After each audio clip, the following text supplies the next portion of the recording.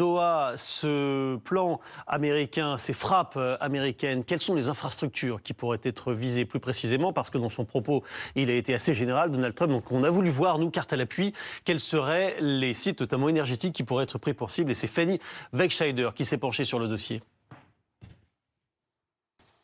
Et on va regarder sans jingle, Fanny, C'est pas grave. ce que peut donc être ce plan américain. Quelles sont les cibles? Alors les cibles, il y en a plusieurs et hier, lors de sa conférence de presse à la Maison-Blanche, Donald Trump en a rappelé une.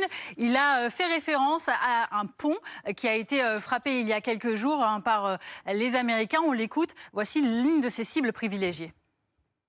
On était en train de négocier et j'ai eu un appel avec Steve Witkoff, Jared Kushner et J.D. Vance qui m'ont dit que les négociations traînaient. Je leur ai dit, dites aux Iraniens de regarder ce que je vais faire. 45 minutes plus tard, j'ai donné l'ordre de le détruire. Et 10 minutes après, le pont était détruit.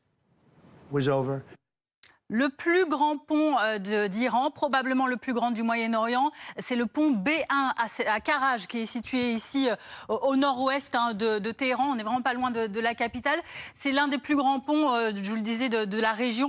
Et vous voyez cette image, on voit le tablier de ce pont, un pont qui est en construction et qui a complètement été détruit par deux frappes le 3 avril dernier, frappe américano-israélienne. On voit sur ces images ce pont, cette fumée qui se dégage donc après ces impacts, puisque, il l'a rappelé, Donald Trump encore hier, grâce à la puissance militaire américaine, tous les ponts en Iran seront détruits à minuit demain, en parlant de cette prochaine nuit. Donc les ponts restent vraiment une cible privilégiée pour lui. De la même manière, pour Donald Trump, il y a également les centrales électriques qui sont des cibles très intéressantes, très fortes pour anéantir, selon lui, l'Iran. Alors on vous montre les trois principales dans le pays. Il y a celle de Damavand, on est ici à 70 km au nord de Téhéran.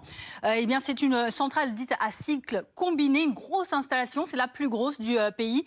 2800 MW qui sont produits dans cette centrale. C'est à peu près la production de 3 réacteurs nucléaires. C'est très important. Il y a ensuite la deuxième, celle de Shahid Salimi. Vous voyez ici au nord-ouest du pays. C'est la deuxième plus importante. 2200 MW de production. Elle a été construite dans les années 70.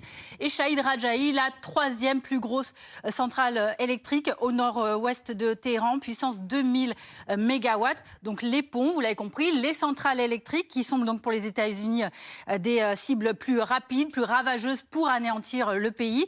Nous verrons un peu plus tard aussi qu'il y a les bases souterraines iraniennes qui sont très ciblées également. Merci beaucoup Fanny. Bertrand Villemer, ces cibles, elles ont malgré tout une dimension un peu militaire ou bien ce ne sont que des cibles civiles? Je dirais dire que c'est des cibles duales. C'est-à-dire c'est des cibles qui concernent la vie du citoyen iranien.